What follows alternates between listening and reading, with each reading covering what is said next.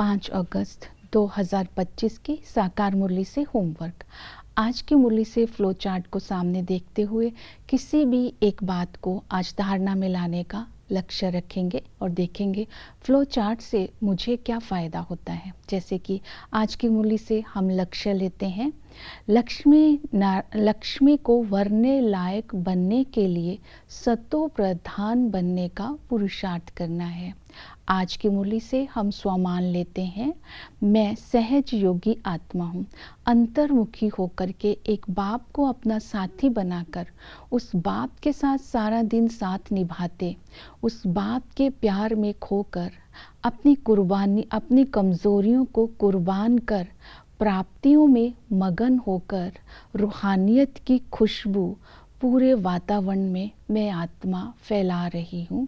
इस तरह सहज योगी बन कर के रहेंगे। आज की मुरली से प्रैक्टिकल में होमवर्क यही रहेगा, चिंतन करके लिखेंगे, रूठने के संस्कार को जीतने से मुझे क्या फ़ायदा होगा। रूठने का संस्कार अर्थात फीलिंग का संस्कार। एक अव्यक्त मुरली में बाबा ने कहा था, जो बच्चों में फीलिंग का संस्कार है वो फाइनल पेपर में फेल हो जाएंगे। फीलिंग वाली आत्मा फ्लोलेस डायमंड नहीं बन सकती। फीलिंग के रिएक्शन बहुत सारे होते हैं, जैसे कि खाना खाना छोड़ देना, सो जाना, बात करना बंद कर देना, बाहर चले जाना, ऐसे कर्म करना जो कि दूसरे को पसंद नहीं है। तो फीलिंग का रूट कोज क्या है? देह अभिमान और मान अपमान का इच्छा। तो इस तरह आज इस संस्कार को जीतने के लिए क्या पुरुषार्थ करना है, उसका चिंतन करना है और इसका फ़ायदा लिखना है। तो आज की मुरली से हम पुरुषार्थ करते हैं स्वतो प्रधान बनने के लिए।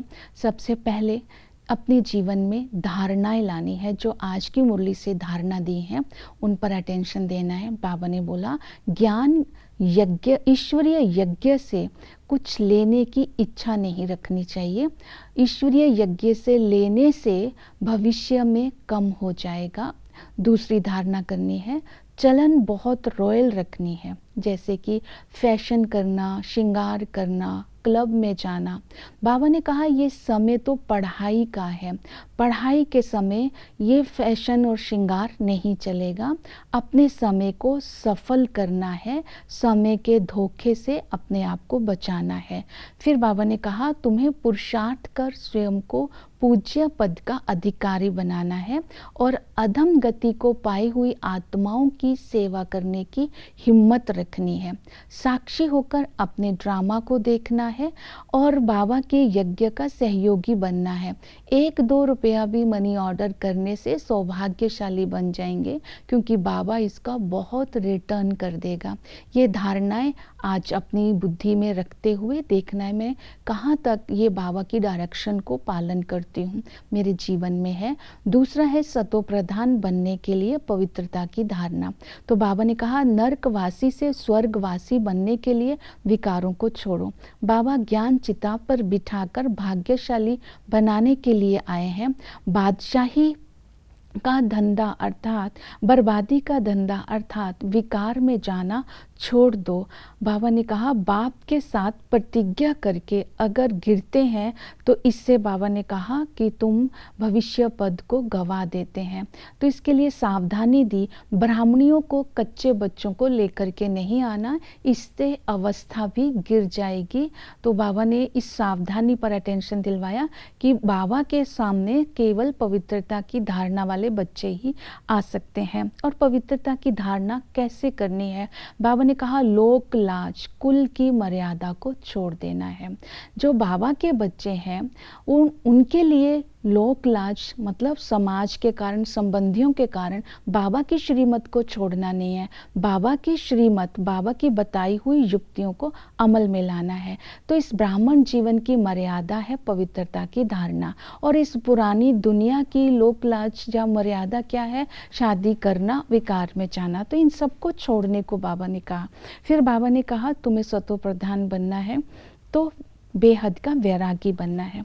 बेहद का वैरागी बनने का अर्थ ही है वानप्रस्थी होना, वानप्रस्थी बनना, वानप्रस्थी का अर्थ है परम धाम निवासी बनना। तो बाबा स्मृति दिला रहे हैं, अब तुम्हें घर जाना है तो वानप्रस्थी बनो, अर्थात पवित्रता की धारणा करो। वानप्रस्थी अर्थात मोह की रग ना रखना, तो इसलिए वानप्रस्थी उससे बोलते हैं जो मोहचीत होते हैं। वानप्रस्थी अर्थात इस दुनिया से वैराग्य। तो बाबा बोलते हैं ये दुनिया तो विनाश होने वाली है, तुम्हें इस दुनिया के साथ भी मोह नहीं रखना है, लगन नहीं लगानी है। वानप्रस्थी उसको बोलते हैं जो मैच्योर होते हैं, मैच्योरिटी के साथ अपनी पावरफुल वृत्ति के द्वारा और शुद्ध संकल्पों के द्वारा दूसरों की वृत्तियों को बदलना है और संकल्पों के द्वारा दुनिया में परिवर्तन लाना है। वानप्रस्थी की विशेषताओं को आज जीवन में धारण करना है। सतो प्रधान बनने के लिए याद में रहना है।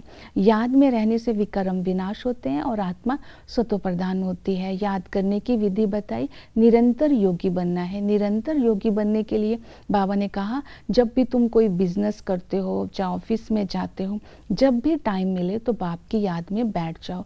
तो ब्रह्मा बाप समान जैसे बाबा भोजन करते थे तो ये अंदर संकल्प करते थे कि मैं बाप के साथ, बाप मुझे भोजन खिला रहे हैं, सदा ही कंबाइंड रूप में रहते थे। इसी तरह हमें भी बाबा को अपना साथी बना करके रखना है, कर्म योगी बनकर कर्म करना है। बांधेलियों को भी कहा, अगर आप सेंटर पर नहीं आ सकते हो तो घर में रह करके बाप को याद करो।